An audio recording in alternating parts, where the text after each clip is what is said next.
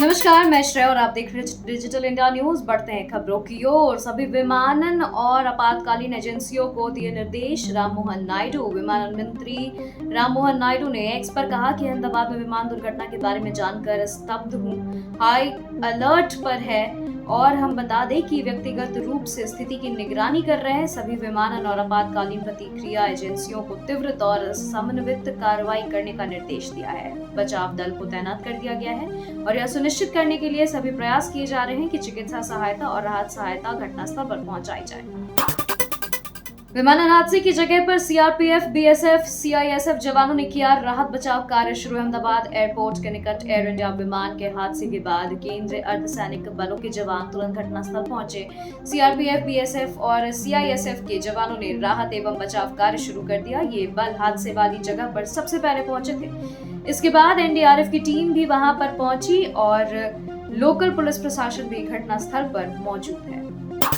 कांग्रेस ने उठाए गंभीर सवाल। अमेरिका द्वारा भारत पाकिस्तान को एक साथ जोड़े जाने पर कांग्रेस लगातार केंद्र सरकार पर हमलावर है। कांग्रेस ने इस मुद्दे पर प्रधानमंत्री से अपनी जिद छोड़ने और सर्वदलीय बैठक और संसद का विशेष सत्र बुलाने की मांग की है।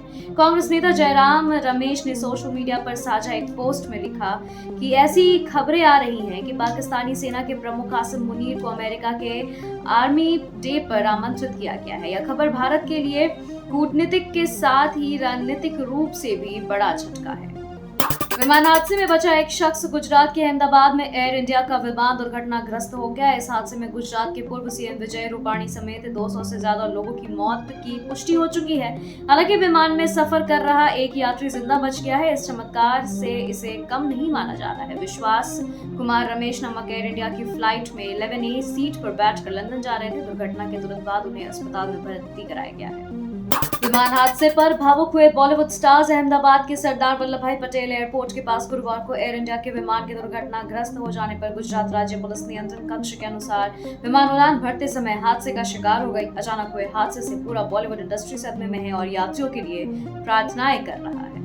अहमदाबाद विमान हादसे पर नीतीश ने जताया दुख। सीएम नीतीश कुमार ने सोशल मीडिया हैंडल एक्स पर कहा कि अहमदाबाद में हुआ विमान हादसा अत्यंत दुखद और हृदय विदारक है और एयर इंडिया के विमान हादसे की इस खबर से मैं अत्यंत मर्माहत हूं। शोक की इस घड़ी में मेरी संवेदनाएं सभी प्रभावित परिवारों के साथ है। वहीं तेजस्वी यादव ने भी इस हादसे पर ट्वीट कर दुख व्यक्त किया।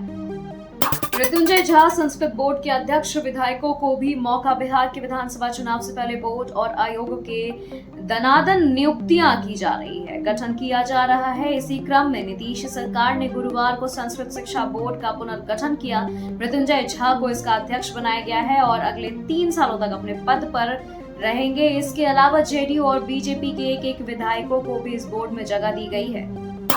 महागठबंधन की अगली बैठक में होगी सीटों पर चर्चा। बिहार विधानसभा चुनाव 2025 को लेकर महागठबंधन की अगली बैठक में सीट शेयरिंग पर चर्चा की जाएगी। गुरुवार 12 जून को नेता प्रतिपक्ष तेजस्वी यादव ने पटना स्थित आवास में महागठबंधन की चौथी बैठक आयोजित की गई। इसमें महागठबंधन की कोऑर्डिनेशन कमेटी के अध्यक्ष तेजस्वी ने भी सभी घटक दलों से चुनाव लड़ने वाली सीटों का ब्यौरा मांगा।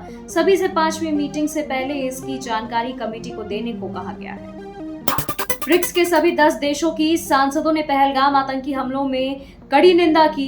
ब्राजीलिया में आयोजित 11वें ब्रिक्स संसदीय फोरम के वार्षिक सम्मेलन में भारत सहित 10 सदस्य देशों की सांसदों के प्रतिनिधियों ने भाग लिया। इस बैठक में ब्रिक्स के सभी 10 देशों की सांसदों ने पहलगाम आतंकी हमले की निंदा की और आतंकवाद के विरुद्ध जीरो टॉलरेंस नीति पर सहयोग के लिए सहमति जताई।